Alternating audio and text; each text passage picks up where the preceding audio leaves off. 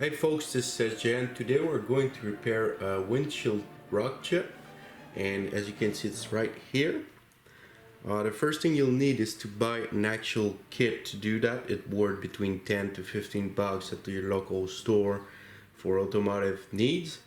But basically the first step you want to do is to clean up the area where the chip is, and then with a little pike or a little scraper remove any debris around the hole. Once that's done, you're gonna go grab the adhesive part.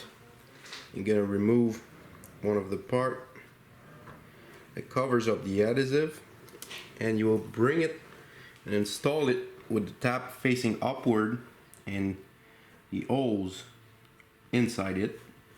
You're gonna press around to make sure you get a nice little seal around. Then we're going to remove the second part of the adhesive protection here, the green part. Going to remove all of that, and we're going to bring in the base for the C-ring and install it perfectly flush to make sure it's well sealed. Okay, so once that's done, I'm gonna clean up whatever that is.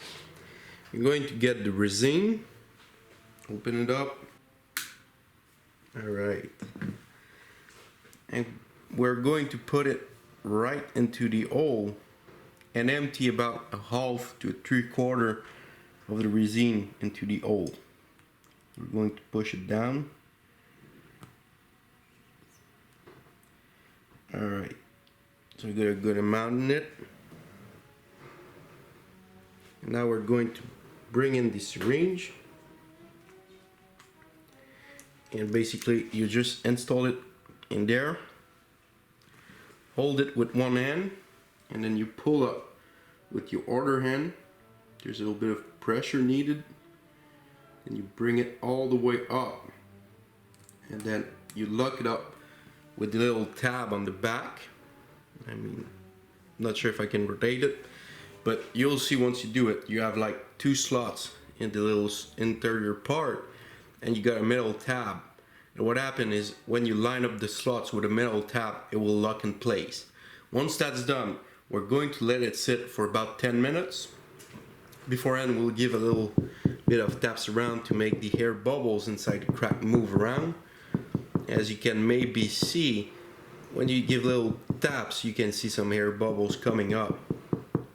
So once you have done that, we're going to let it sit 10 minutes and we'll be back. Alright, so 10 minutes have passed now since we have did our little setup. So what we're going to do is we will remove the syringe from the base. And here's the little tab I was talking about. And we're just going to turn it and push back the syringe in.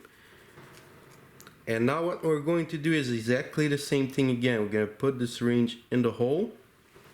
And we're going to pull it back up. And now it should feel much stiffer because all the air, make sure not get stuck on the metal tab, and we'll stuck it that way. Okay, so what I was saying is all the air that was in the crack the first time is no longer there. There's still a little bit of air, but with the second time we're going to make sure that there's no air left in the crack that will be unsightly. And now that we have completed that twice, this time we're going to let it leave for 20 minutes. Alright, so about 20 minutes have passed since we did our second setup. So now we're going to remove it. So first thing, we're going to pull out the syringe, put it aside. We're going to remove the little base.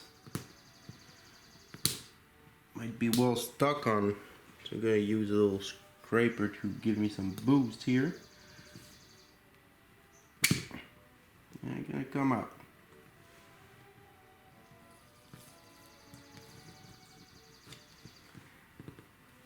Eventually gonna come out.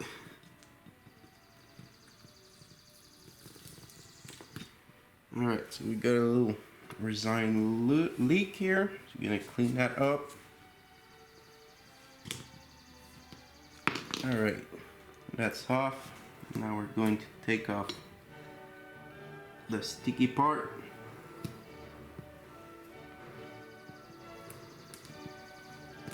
More resin leaking.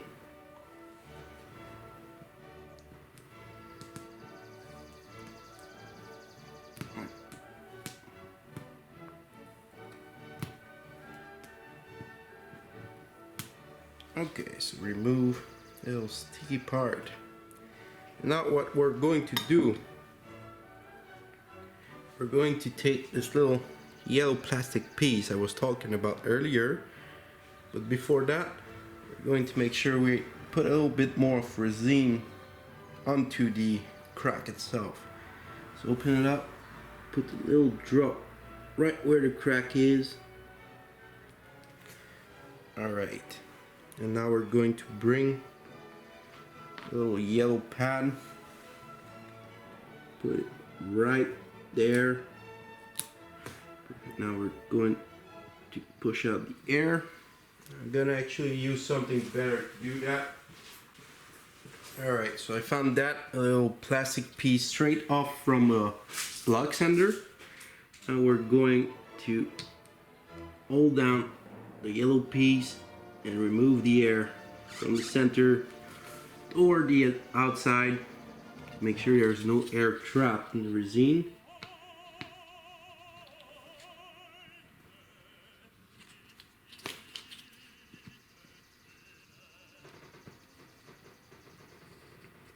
There's a little bit out of the crack, there's no problem. Just make sure there's right where the crack is, there's no air stuck in there.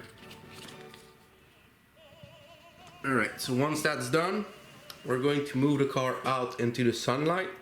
And we're going to let it sit for about 15 minutes if it's really sunny. If it's not really sunny, then leave it a little bit longer. If it's in the winter, then leave it an hour or so, because in the winter it's always harder if it's really cold outside. It doesn't really harden. So once we've done that, we'll back and take a look at the final result. Alright, so the resin has rest for about 30 minutes since it's a little bit cloudy with overcast today. So let's see what's the final result. And sorry for the wind noise. We're gonna remove the hardener on the side, and we're going to scrap out the extra resin that's stuck on the top. Alright, gonna clean it up.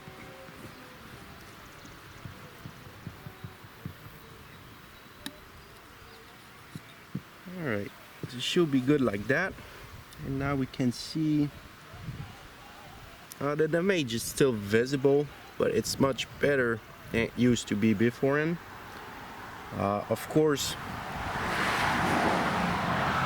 sorry for the noise of the traffic, but of course this crack was there for about 4 months, went through the winter crap, and a lot of water got in it, so it was full of dirt.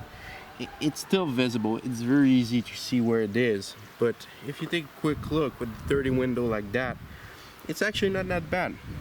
And the good point is that once the resin is in it, there's much less of chance that the crack expands, and you gotta change the whole windshield. And for 10 to 15 bucks, depending on the price of the kits, it's a really good deal. Hopefully you've enjoyed watching this video. Don't forget to leave a like, a share, a comment, and until next time.